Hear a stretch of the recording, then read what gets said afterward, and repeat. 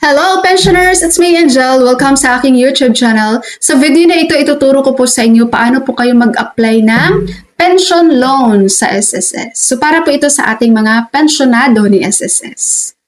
Okay, bago pala yun guys, tandaan po natin doon po sa magiging amount or computation kung magkano yung inyong loanable amount, hindi po isasama sa computation kapag meron kayong dependents pension ha. Okay, so ito na. Meron pong dalawang paraan sa pag-apply po ng pension loan.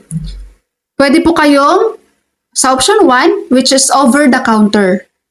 Kumbaga, pupunta kayo mismo sa branch guys at doon kayo mag-file ng inyong pension loan. I-assess po kayo doon ng mga SSS personnel or doon sa teller.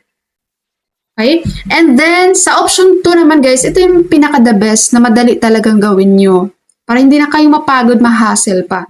Ito po ay ang online application sa pamamagitan po ng inyong SSS online account. Kapag meron ka na pong SSS online account, mag-login ka lang dyan. Kapag wala ka pang SSS online account guys, meron akong tutorial video paano gumawa nun. Comment ka lang, i-reply ko sa iyo ang link ng video. Okay, so mag-login ka sa iyong SSS online account. Hanapin mo lang tong loans na tab. Ayan. And makikita mo to. Okay, itong loans na tab, i-click mo yan, makikita mo tong pension loan. I-click mo po yan. Dito po, pipili po tayo ng pensioner type. Retiree pensioner ka ba or surviving spouse? Halimbawa, ikaw ay isang retiree pensioner. I-click mo yan. And then dito sa select disbursement account, i-click mo lang din to guys. At piliin mo yung disbursement account mo. And then lalabas po itong loan term. Dito po sa loan term, makikita natin merong 6 months, 12 months, 24 months. Monthly pension amount, halimbawa ang iyong monthly pension amount ay 2,420. Dito po, monthly pension multiplier, pipili ka po dito. Magkano gusto mong i-loan? Times 3 ba ng iyong monthly pension? Times 6, times 9, or times 12 months? Pipili ka dyan. Nakikita niyo po ito sa baba, itong select term. I-click mo po itong mga bilog na to kung alin dyan ang gusto mong i-loan lang. Halimbawa, dito ka lang sa 3 months, multiply by 3. I-click mo itong bilog na yan, i-click mo yan. And dito guys, makikita natin dito lahat ng mga details na bawas doon sa pension loan nyo. Halimbawa, dito ka sa 3 months na loan. 2,420 times 3 months. Ang loan amount mo ay 7,260 pesos.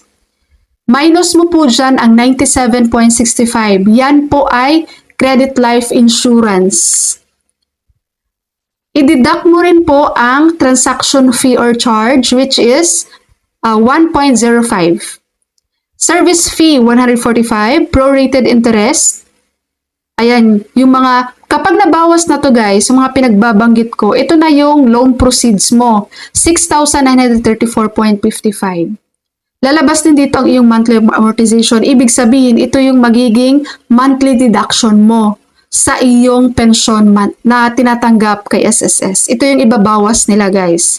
Ito yung bayad mo buwan-buwan na kung saan binabawas ito ni SSS sa iyong monthly pension. Nagigets niyo po? So dito makikita nyo rin first amortization kung kailan ang first deduction sa iyong pensyon at kung kailan ang pinakahuling deduction or kailan mo siya ma-fully paid. So dito pa lang, malalaman mo na agad magkano ang papasok sa ATM mo. Ito yung titingnan mo guys, itong loan proceeds kung saan bawas na dito yung mga deductions. So dito ka sa loan proceeds. So kung ang iyong monthly pension ay 2,420 tapos maglo-loan ka for 3 months, ito ang loan proceeds mo guys. Ayan, yan yung mga loan proceeds. Yan ang papasok na amount sa iyong ATM. Okay? So, pipili ka lang dyan. Pag nakapili ka na, i-click mo lang tong next.